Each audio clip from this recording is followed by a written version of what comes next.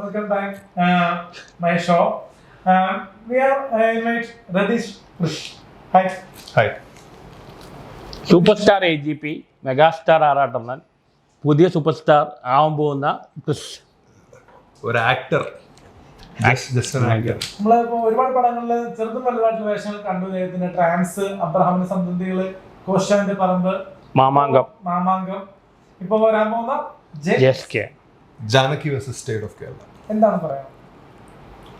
ഇത്രയും വലിയൊരു പടത്തിന്റെ ഭാഗമായതിലുള്ള സന്തോഷത്തിലാണ്. ഇത്രയും നാളായിട്ടുള്ള പരിപാടിയൊക്കെ ആയിട്ട് പ്രേക്ഷകർക്ക് മുന്നിലേക്ക് എത്താൻ സിനിമ റിലീസാവാൻ റെഡിയായി നിൽക്കുന്നു എന്നുള്ളതാണ് ഏറ്റവും വലിയ സന്തോഷം. ഇത്രയും വലിയൊരു പടത്തിൽ ഒരു ചെറിയ ഭാഗമാവാൻ പറ്റിയതിൽ തന്നെ ഒരുപാട് സന്തോഷം. അതാണ് ഇപ്പോഴത്തെ.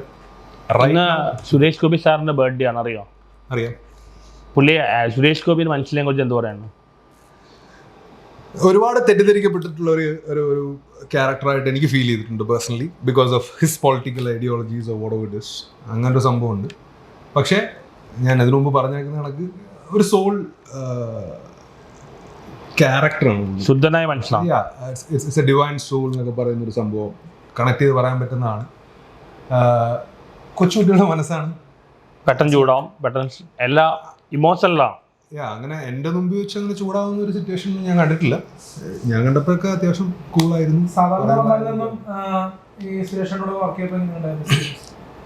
അത് ദ വേ ഹീസ് റെൻഡറിങ്, പുള്ളി ആ ഡയലോഗ് ഡെലിവറി എന്ന് പറയുന്ന സാധനമുള്ളൂ. ഡയലോഗ് ഡെലിവറി എല്ലാ ആർട്ടിസ്റ്റുകൾക്കും ഡിഫറെൻ്റ് ആണ്. അത് സുരേഷ് ചേട്ടൻ പെർഫോം ചെയ്യുമ്പോൾ അത് കണ്ടു നിൽക്കാൻ രസമുള്ളൊരു പരിപാടിയാണ്. കാരണം ഒരു താളമുണ്ട്, ഒരു ഋതമുണ്ട് പുള്ളി. കാരണം അതെങ്ങനെ പറ്റുന്നു എന്ന് നമുക്കത് മനസ്സിലാവില്ല. കാരണം സുരേഷ് ചേട്ടൻ്റെ ആ താളം മലയാളികൾക്കെല്ലാം സുപരിചിതമായ താളമാണ്. ആ താളം വേറൊരാൾക്ക് താളം എടുക്കാൻ പറ്റില്ല. കാരണം നമുക്കിപ്പോൾ തന്നേക്കുന്ന ആ ഡയലോഗ് ഡെലിവറി ഒരിക്കലും പുള്ളിയുടെ പോലെ പെർഫോം ചെയ്യാൻ പറ്റില്ല. ഇമിറ്റേറ്റ് ചെയ്യാൻ പറ്റും, പെർഫോം ചെയ്യാൻ പറ്റില്ല. കാരണം ആ റിതം താളം, പുള്ളിക്കുള്ള താളം ഓഡിയൻസിന് അറിയാം, മലയാളികൾക്ക് അറിയാം. അങ്ങനെ ഇന്നാളെ നിങ്ങൾ വിളിച്ചപ്പോൾ മാധവാണ് എടുത്തിട്ടാ സുരേഷ് ഗോപി. അത് ഞങ്ങളൊരു പ്രൊമോഷൻ ഇരുന്നപ്പോൾ ഞാൻ പറഞ്ഞു ആറാട്ടൻ ഇങ്ങനെ വിളിക്കുന്നുണ്ട്. ഹി ഈസ് ലൈക്ക്, പുള്ളി ഭാര്യയുടെ കേസ് വരെ മാറ്റി വെച്ചിട്ട് നമ്മുടെ പടം കാണും, രതീഷ് അഭിനയിക്കുന്ന പടമല്ലേ എന്നൊക്കെ പറഞ്ഞിട്ടുള്ള സാധനം അല്ലേ. അപ്പോൾ അപ്പോഴാണ് മാധവ് എടുത്തു, സംസാരിച്ചു, ഇങ്ങനെ ഓൾ ദി ബെസ്റ്റ് ഒക്കെ പറഞ്ഞു, താങ്ക്സ് ഒക്കെ മാധവ് പറഞ്ഞു. ഫാമിലിയുടെ അടുപ്പമുണ്ടോ സുരേഷ് ഗോപിയുടെ? ഇല്ല, ഫാമിലി ആയിട്ടൊന്നുമില്ല, മക്കള് രണ്ടുപേരും. കാരണം മുതുകോവിലാണ് ഞാൻ തുടങ്ങുന്നത്. മുതുകോവ് ഹീറോ ആണ്, ഞാൻ അതിൽ ജൂനിയർ ആർട്ടിസ്റ്റ് ആയിരുന്നു. അങ്ങനെ അന്ന് തൊട്ടുള്ള ഒരു കണക്ഷൻ ഉണ്ട്. പിന്നെ ഇപ്പൊ JSK'കത്ത് അനിയനുമായിട്ട് അഭിനയിച്ചു. രണ്ടുപേരുടെ ആദ്യ പടത്തിൽ എന്തോ നിമിത്തം പോലെ അതിന് ഭാഗ്യം കിട്ടി. മാധവ് കോമ്പിനേഷൻ സീനിലുണ്ട്, പക്ഷെ ഞങ്ങൾ തമ്മിൽ ഇന്ററാക്ഷൻസ് ഇല്ല.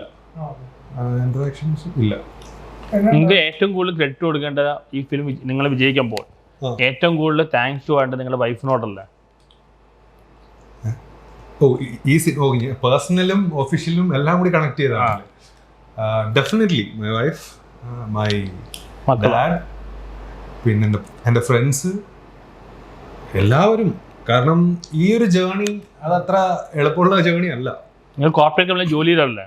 I was like working for ADC Creative Technology Solutions. ഞാൻ ഒരു മാർക്കറ്റിംഗ് ഹെഡ്, എഞ്ചിനീയർ ആണ്. Software engineer.